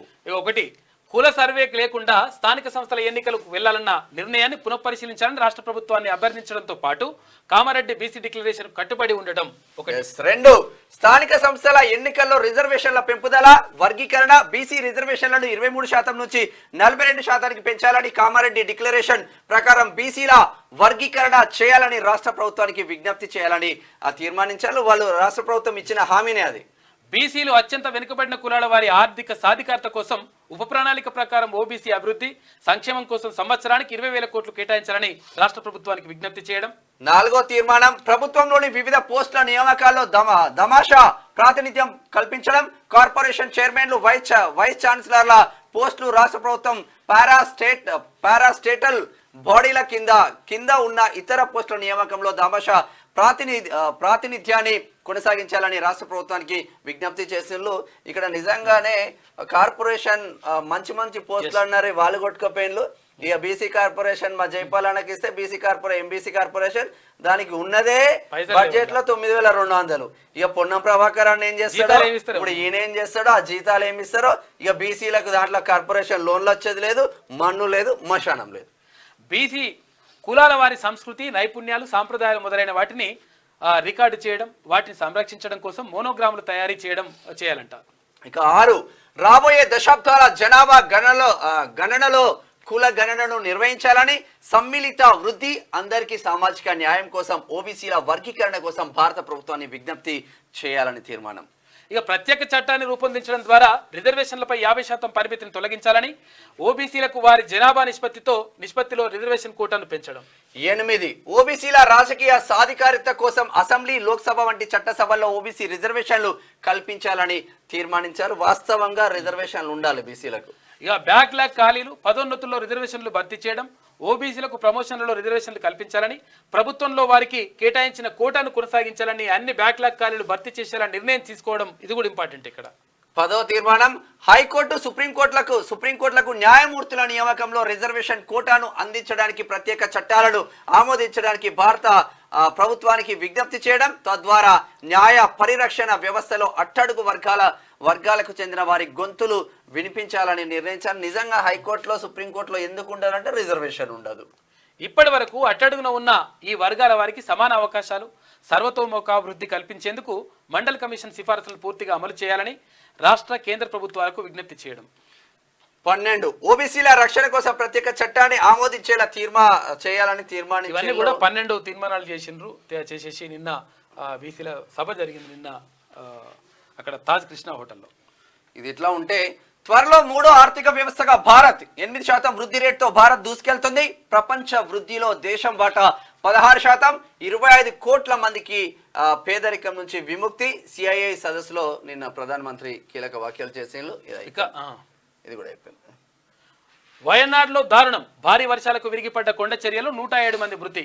భారీ సంఖ్యలో గల్లంతు, రంగంలోకి దిగిన సైన్యం, గంటకు పెరుగుతున్న మృతులంట. పాప కుటుంబాలకు 2 లక్షల రూపాయల ఎక్స్‌గ్రేషియా. చాలా డేంజర్ పరిస్థితిలో ఉన్నాయి నిజంగా. బండ్లా యూటర్న్, తిరిగి బీఆర్ఎస్ లో చేరిన కృష్ణమోహన్ రెడ్డి. ఇటీవల కాంగ్రెస్ పార్టీలో చేరిక. నిన్న కేటీఆర్ ను కలిసిన ఎమ్మెల్యే బీఆర్ఎస్ లో కొనసాగుతాడన్న ఆ బీఆర్ఎస్ నేతలు. మరో 4 ఎమ్మెల్యేలు కూడా వస్తారని ఏం చేస్తారంటే ఇప్పుడు ఒకరిని పంపించేసి మళ్ళీ గుంజుకొచ్చుడు. ఎందుకంటే అందరు ఇట్లనే వస్తారని సంకేతాలు ఇస్తారన్నట్టు. వాడు పోకుండా ఇది ఒక ప్లాన్ చేసింది, అదొక కథ. ఇక పల్లా వర్సెస్ తుమ్మల, అసెంబ్లీలో ఇరువురి మధ్య వాడివేడి చర్చ. గతంలో వ్యవసాయాన్ని పండుగ చేశాం, వ్యవసాయంపై మంత్రి తుమ్మల పాలసీ తీసుకురాలేదని విమర్శ. కేంద్ర పథకాలను గత ప్రభుత్వం వాడుకోలేదన్న తుమ్మల, అన్నదాతలకు ఎలాంటి సబ్సిడీ ఇవ్వలేదు, రైతులతో చర్చించి రైతు భరోసా ఇస్తామని చెప్పేసి వెల్లడించారు. శ్రీశైలానికి భారీగా వరద, ఎగువ నుంచి భారీగా వస్తున్న వరద. 7 గేట్లు ఎత్తిన అధికారులు 1.86 లక్షల క్యూసెక్ల నీరు విడుదల చేసిండ్రు. విద్యుత్ విచారణ కమిషన్ చైర్మన్ గా జస్టిస్ మదన్ భీమ్రావ్ ఉత్తర్వులు జారీ చేసిన రాష్ట్ర ప్రభుత్వం. నరసింహారెడ్డి స్థానంలో నియామకం. గతంలో సుప్రీంకోర్టు జడ్జిగా, ఉమ్మడి ఏపీలో హైకోర్టు ప్రధాన న్యాయమూర్తిగా విధులు. ఇక ఆగస్టు 2-3 తేదీల్లో గవర్నర్ల సదస్సు, రాష్ట్రపతి అధ్యక్షతన జరగనున్న సదస్సు హాజరు కానున్న ప్రధాని, ఉప ప్రధాని. నేర న్యాయ చట్టాలు, ఉన్నత విద్యపై చర్చించే అవకాశం ఉంది. నేడు గవర్నర్ ప్రమాణ స్వీకారం. సాయంత్రం 5:03 బాధ్యతలు స్వీకరించనున్న జిష్ణు దేవ్ వర్మ. ప్రమాణం చేయించనున్న హైకోర్టు ప్రధాన న్యాయమూర్తి. ఇక సంబురంగా వ్యవసాయం రాజకీయం కాదు. ఇప్పటి వరకు 12,000 కోట్ల రూపాయల రుణమాఫీ చేసినాం. కాంగ్రెస్ మాటిస్తే శిలాశాసనమే. ఆగస్టులో 2 లక్షల లోపు రుణమాఫీతో చిత్తశుద్ధి నిరూపించుకున్నాం. తెలంగాణను తాకట్టు పెట్టిన బీఆర్ఎస్ సర్కార్ అప్పులకే 43,000 కోట్ల రూపాయలు వడ్డీ కడుతున్నాం. తెలంగాణ సీఎం రేవంత్ రెడ్డి మాట్లాడిండు, రైతుల ప్రయోజనాలే ముఖ్యమంటున్నాడు. తెలంగాణకు నిధులిచ్చాం, పీఎం మిత్ర టెక్స్టైల్ పార్కులు కేటాయించాం. గ్రీన్ ఫీల్డ్ పార్కులకు 5,500 కోట్లు కేటాయించాం. ఏపీ తెలంగాణ రైల్వే పనులకు 1,596 కోట్లు ఇచ్చినాం. తెలంగాణ మహారాష్ట్ర రైల్వే ప్రాజెక్టులకు 4,686 కోట్లు నిధులు వెచ్చించాం. కేంద్ర ఆర్థిక మంత్రి నిర్మలా సీతారామన్. రాసారు అంటే ఉరుమురుమి మంగళ మీద పడుద్ది, నేను రాను రాబాయ్ అని చెప్పేసి అంటున్నట. ఎవరు కాక అంటున్నట్టు. అసెంబ్లీ సమావేశాలు వాడివేడి చర్చ జరుగుతుంది. నా మీదకి వస్తాననుకుంటున్నాడు కాక. విలయ తాండవం అసలు వరదలు దారుణం అసలు. కచ్చేరికాడు ముచ్చట్లు. బీసీల పవిత్ర మాసం ఆగస్టు. కచ్చేరికాడు ముచ్చట్లు. ఆగస్టు మాసంలో అనేక మంది మన బీసీ మహనీయులు జన్మించడం కాకుండా ఈ నెలలో బీసీల జీవితాల్లో అనేకమైన మార్పులు తీసుకొచ్చిన సంఘటనలు జరిగాయి. కాబట్టి ఈ మాసముని మన బీసీల పవిత్ర మాసముగా పాటిద్దామని చెప్పేసి అక్కడ నేటి మాట చూసుకుంటే, ఓ బహుజనులారా, చరిత్ర తిరిగేయరా. అప్పుడెప్పుడో సర్దార్ సర్వాయి పాపన్న గౌడ్ చరిత్ర సృష్టించి బహుజనుల జెండా గోల్కొండ కోటపై ఎగిరేసి బహుజనుల పౌరుషాన్ని చాటి చెప్పాడు. వీరవనిత చాకలి ఐలమ్మ తొలి భూపోరాటానికి నాంది పలికి విష్ణూర్ దేశ్ముఖ్ రాపాక రామచంద్రారెడ్డిని ఉచ్చబోయించింది.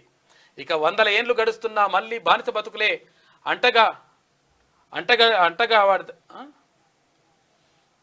అంటగావడితిమి. అయితే రోజులు మారుతున్నా బహుజనుల్లో మార్పు రాలేదు. బీసీల్లో మార్పు మొదలైతేనే ఆధిపత్య వర్గాలకు వణుకు మొదలవుతుంది. ముఖ్యమంత్రి సీటు మొక్కితే రాదు, మనం వేసుకున్నప్పుడే రాజ్యాధికారం కళ్ళ ముందర మోకరిల్లుతుంది. హక్కులతో ఇంకా ఎన్నాళ్ళు కొట్లాడదాం హక్కుల కోసం. అయితే కులగణన కోసం ఎంతకాలం చూద్దాం. ఎంగిలి మెతుకులకు ఆశపడి మన బతుకులను మనమే నాశనం చేసుకుంటున్నాం.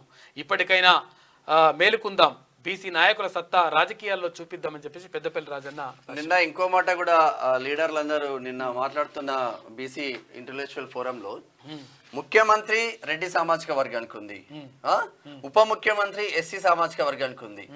55-60% ఉన్న బీసీలకు పీసీసీ ఇస్తే ఏం తప్పు, ఇప్పుడు ఎస్టీ సామాజిక వర్గానికి పిసిసి ఇవ్వడంలో తప్పు కాదు, కానీ బీసీలను ఎందుకు పట్టించుకోవట్లేదు అని చెప్పేసి చాలా మంది వ్యక్తులు నిన్న కాంగ్రెస్ పార్టీపై మండిపడ్డ ముచ్చట్లు అయితే ఉన్నది. వాస్తవంగా పార్లమెంట్ లో కొట్టాడడం కాదు, పార్లమెంట్ తో పాటు వీరిచ్చిన హామీలు 100% అమలు చేయాల్సిన బాధ్యత కాంగ్రెస్ పార్టీ పైన ఉంది. ఇక దిశ పత్రిక చూసుకుంటే మను చరిత్ర ఒకే ఒలింపిక్స్లో 2 పథకాలు గెలిచిన తొలి భారత అథ్లెట్గా రికార్డు సృష్టించింది. మిక్స్డ్ టీం విభాగంలో మను సరబ్జోత్ సింగ్ జోడీ కాంస్యం గెలుచుకున్నారు. షూటింగ్ టీం ఈవెంట్లో ఇదే తొలి మెడల్ అంట. క్వార్టర్ ఫైనల్స్ కు హాకీ జట్టు, బ్యాడ్మింటన్ లో సాత్విక్ జోడీ హవా కొనసాగింది. వయనాడులో మృత్యుఘోష, భారీ వర్షాలకు విరిగిపడిన కొండ చర్యలు, 600 మందికి పైగా వలస కూలీల ఆచూకీ గల్లంతు. వరుస కార్మికులు పాపం బురదలో చిక్కుకున్న వందలాది మంది. కొనసాగుతున్న సహాయక చర్యలు. 45 శిబిరాలకు 3069 మంది తరలింపు. పలు జిల్లాలకు రెడ్ అలర్ట్ జారీ చేసిన వాతావరణ శాఖ. 2 రోజులు సంతాప దినాలు ప్రకటించిన రాష్ట్ర ప్రభుత్వం. నేడు వయనాడుకు రాహుల్ గాంధీ, ప్రియాంక గవర్నర్ వెళ్తున్నారు. 2018లోనూ భారీ బీభత్సం జరిగింది. అప్పుడు 483 మంది చచ్చిపోయారు పాపం. మృతుల కుటుంబాలకు వెంటనే పరిహారం విడుదల చేయాలి. కేంద్రానికి ప్రతిపక్ష నేత రాహుల్ గాంధీ విజ్ఞప్తి. సీఎం సహాయ నిధికి ప్రతి ఒక్కరూ విరాళం ఇవ్వండి. కేరళ ముఖ్యమంత్రి పినరయి విజయన్ కోరుతా ఉన్నాడు. కేంద్రం నుంచి సాధ్యమైనంత సాయం. వయనాడ్ ఘటన బాధాకరం. మృతుల కుటుంబాలకు 2 లక్షల ఎక్స్గ్రేసే, గాయపడిన వారికి 50,000 రూపాయలని సెంట్రల్ ప్రకటించింది. ప్రధానమంత్రి నరేంద్ర మోడీ ప్రకటించారు. రన్నింగ్ బస్సులో లైంగిక దాడి, ప్రయాణికురాలిపై రెండో డ్రైవర్ అఘాయిత్యమంట. నోట్లో గుడ్డ కొక్కి ఘాతుకం, 100కు కాల్ చేసిన బాధితురాలు. సోమవారం రాత్రి ఘటన. బస్సు నడుపుతున్న డ్రైవర్ను అదుపులో తీసుకున్న ఓయి పోలీసులు అంట, ఉస్మానియా సిటీ పోలీసులు. 12 రోజులు 12,224 కోట్లు. 2 విడతల్లో రుణమాఫీకి సర్కార్ నిధులు విడుదల. రాష్ట్ర వ్యాప్తంగా 17.75 లక్షల మంది రైతులకు లబ్ధి. అసెంబ్లీ ప్రాంగణంలో సెకండ్ ఫేజ్ ప్రారంభం. రుణమాఫీ చేయడంతో నా జన్మ ధన్యమైంది. ఏకకాలంలో 31,000 కోట్లు కేటాయింపు. దేశంలోనే తెలంగాణ సరికొత్త రికార్డ్. రాజకీయాల కన్నా రైతు ప్రయోజనాలే ముఖ్యం. దేశ చరిత్రలోనే జూలై, ఆగస్టు నెలలు ప్రత్యేకం. 15 ఆగస్టు ముందే అన్నదాతలకు స్వేచ్ఛ. కాంగ్రెస్ తో రైతాంగానికి రుణ విముక్తి. ముఖ్యమంత్రి రేవంత్ రెడ్డి. సాఫ్ట్వేర్ ఇంజనీర్ పై గ్యాంగ్ రేప్. మద్యం మత్తులో 2 యువకులు ఘాతకం చేసిండ్రు వనస్థలిపురంలో. ట్రెండ్ అని జర దూరం ఉండండి, ఊగుర్రి మంచిగా ఉంటుంది లెక్క. విద్యుత్ కమిషన్ చైర్మన్ గా జస్టిస్ మదన్ బి లోకూర్ అధికారికంగా ప్రకటించిన రాష్ట్ర ప్రభుత్వం. గతంలో ఉమ్మడి హైకోర్టు చీఫ్ జస్టిస్ గా సేవలందించిండు. సుప్రీంకోర్టు జడ్జిగా 6.5 ఏళ్లకు పైగా. మళ్ళీ బీఆర్ఎస్ లోకి గద్వాల ఎమ్మెల్యే. అసెంబ్లీలో కేటీఆర్ తో భేటీ. త్వరలోనే కేసీఆర్ ను కలుస్తా. నాపై డీకేఆర్ నా సరితా యాదవ్ కోర్టులో పిటిషన్ వేశారు. నా పక్షాన కొట్లాడింది బీఆర్ఎస్ పార్టీనే అని బండ్లా అంటున్నారు. భయపడి మళ్ళీ వచ్చావే పదవి పోతుంది అని. పురపాలకలో బదిలీలు. 24 మంది ట్రాన్స్ఫర్ అంట. స్పెషల్ గ్రేడ్ 1, 2, 3 మున్సిపల్ కమిషనర్లకు స్థానచలనం. ఇక గవర్నర్, జాయింట్ సెక్రటరీ జిహెచ్ఎంసీకి బదిలీ అంట. వెయిటింగ్లో ఉన్న 2 పోస్టింగ్లు లాంగ్ స్టాండింగ్ కులకు షాకిస్తూ సర్కార్ నిర్ణయం తీసుకుంది. నేడు గవర్నర్ గా జిష్ణుదేవ్ వర్మ ప్రమాణ స్వీకారం. రాజ్ భవన్ లో సాయంత్రం 5 గంటలకు హైకోర్టు చీఫ్ జస్టిస్ ఆధ్వర్యంలో హాజరు కానున్న సీఎం, డిప్యూటీ సీఎం, మంత్రులు. శ్రీశైలం 10 గేట్లు ఎత్తివేత. ఇన్ఫ్లో 4.13 లక్షల క్యూసెక్లు, అవుట్ఫ్లో 2.75 లక్షల క్యూసెక్లు. కొనసాగుతున్న విద్యుత్ ఉత్పత్తి 885కు గాను 884 అడుగులు, అంటే పూర్తి స్థాయి నీటి మట్టం చేరుకుంది. ఇక పొలిటికల్ లీడర్లను వదలం. ఫోన్ ట్యాపింగ్తో సంబంధం ఉన్న ఎవరిని విడిచిపెట్టం. విదేశాల్లో ఉన్న 2 కీలక నిందితులను రప్పించే ప్రయత్నాలు చేస్తున్నామని చెప్పేసి పోలీసులు అంటున్నారు. ఇప్పటికే 4 జైల్లో. అనుమానితులను విచారిస్తాం, అరెస్ట్ చేస్తాం. మీడియాతో west zone DCP Vijay Kumar. ఇది కరెక్టే ఉంటది, కానీ అసలైన సూత్రధారులను వదిలేస్తారు, చిన్న వాళ్ళని పట్టుకొని లోపలేస్తారు. చూడాలి మరి ఏం చేస్తారు. ఇది ఏడాదాకా వస్తుంది కథ. ఇక ఇది దిశలో ఉన్నటువంటి ప్రధాన కథనాలు అయితే ఒకసారి ఆదాబ్ హైదరాబాద్ చూద్దాం. విలవిలలాడుతున్న వయనాడ్ విలయంలో పెరుగుతున్న మృతులు. 123కి చేరిన మృతుల సంఖ్య పెరిగే ఛాన్స్ ఉందంట ఇంకా కూడా. ఇక బాధితులకు సమీప ఆసుపత్రుల చికిత్స. సహాయక చర్యలకు అడ్డంకిగా వర్షాలు. వయనాడ్ ఘటనపై ప్రధాని విచారం వ్యక్తం చేసిండ్రు. మృతుల కుటుంబాలకు 2 లక్షల రూపాయల పరిహారం అండగా ఉంటామని సీఎం విజయ్ హామీ ఇచ్చిండు. రంగంలోకి ఆర్మీ హెలికాప్టర్లతో సాయం. వరదతో సహాయక చర్యలకు ఆటంకం. నేటి నుంచి 2 రోజుల పాటు సంతాప దినాలు ప్రకటించింది ఆ రాష్ట్ర ప్రభుత్వం. ఘోరం అంటే ఘోరం నిజంగా.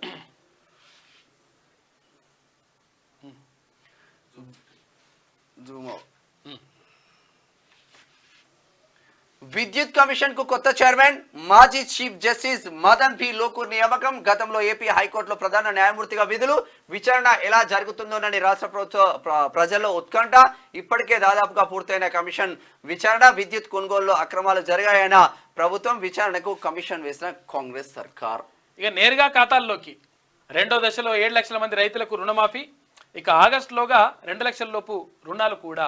బీఆర్ఎస్ హయాంలో 1000 కోట్ల రూపాయల అప్పులు. ఇప్పటి వరకు 43,000 కోట్ల రూపాయలు మిత్తి కట్టినాం.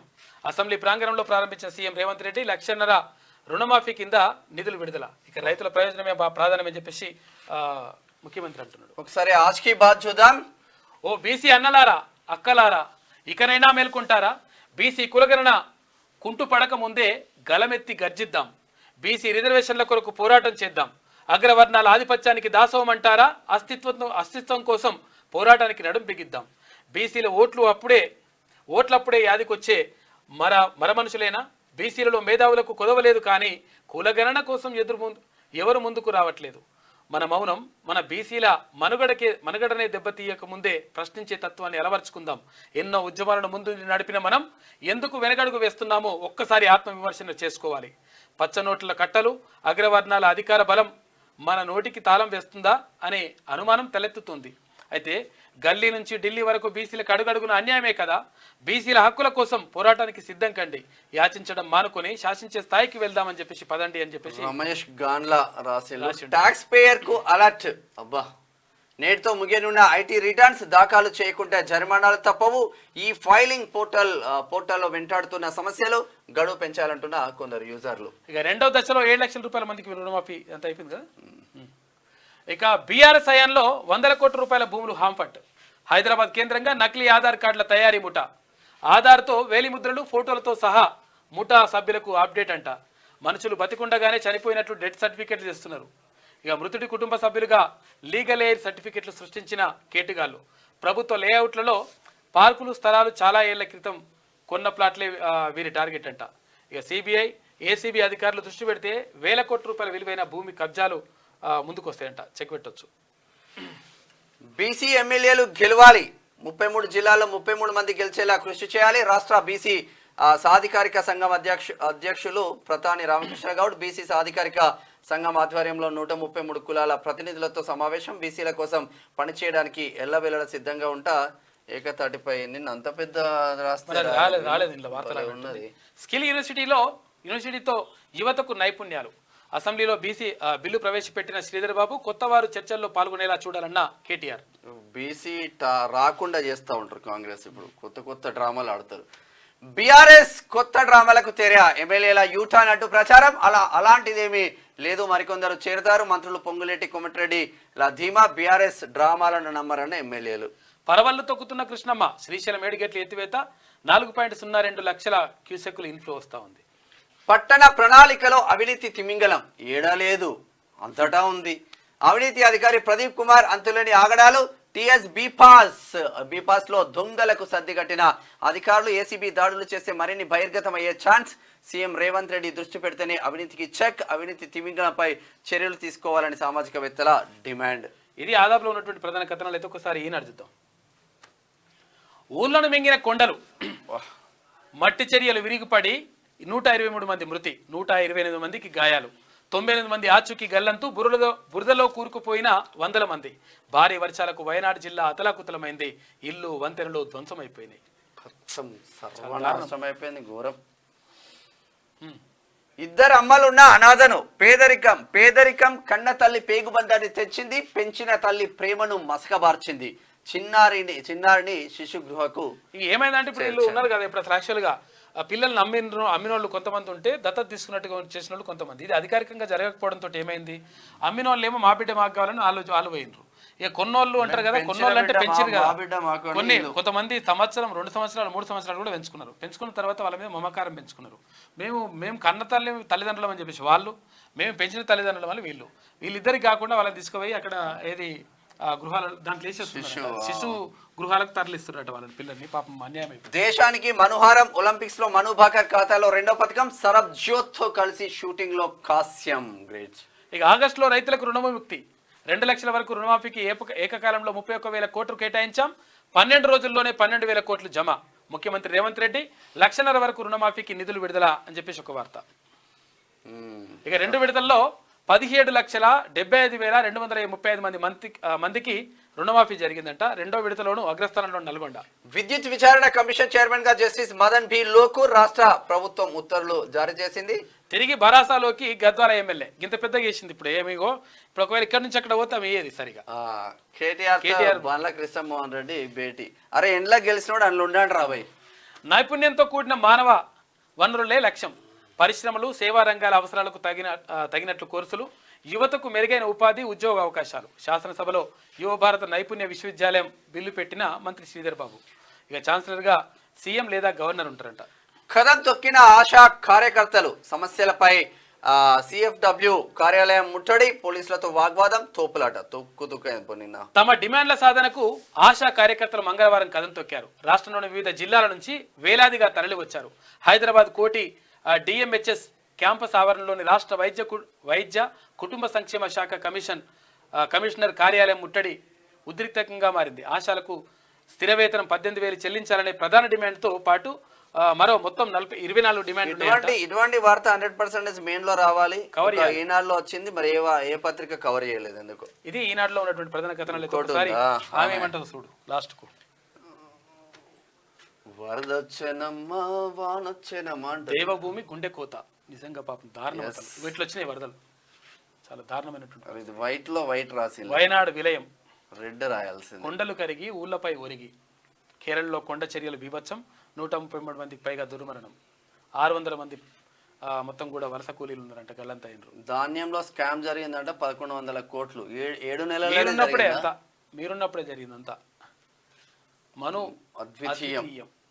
ఈ సేమ్ రాసుకొచ్చింది ఒకటే 2 పేపర్. విపత్తు దద్దరి విద్యుత్ విచారణ కమిషన్ కొత్త చైర్మన్ గా జస్టిస్ లోకూర్ ఇంతే చేసేసింది. ఆగస్టు చివరికల్లా 2 లక్షల రుణమాఫీ. ఈ వార్త మెయిన్ ఉండాలి. బీఆర్ఎస్ లోనే బండ్ల 24 గంటలు 3 రేపులు. ఇక ధాన్యం స్కాము ఇంతే. ఇక ధాన్యం స్కామ్ ఏడు జరిగిందంట. కొనుగోలులో అప్పుడే జరిగింది. ఇప్పుడు జరిగింది ఇంకా అప్పుడే జరిగింది. దాన్ని మళ్ళీ ఇప్పుడు ఆమె ఇట్లా అంగలారుస్తుంది. అట్లా మొత్తం మీద నిజంగా కూడా కేరళలో జరిగినటువంటి ఆ బీభత్సం అంటే అసలు యాక్చువల్గా అటువంటి జరగాల్సింది కాదు. కాకపోతే ఏంటంటే ఎప్పుడైనా కానీ అంటే ఒక 100 సంవత్సరాలకు అంటే ముందు చూపుతోటి ఏదైనా ప్రణాళికలు రూపొందించాల్సిన అవసరం ఉంటుంది. అంటే అసలు యాక్చువల్గా అక్కడ కొండ చర్యలు విరిగిపడడం అనేటువంటిది మన చేతిలో ఉండదు. కానీ కాకపోతే ఏంటంటే ప్రకృతి విలయం కొన్నిసార్లు అట్లా చేస్తూ ఉంటుంది. అక్కడ మరుభూమిగా మారిపోయింది అక్కడ ఉన్నటువంటి వయనాడు జిల్లాలో ఆ ప్రాంతం అంతా కూడా.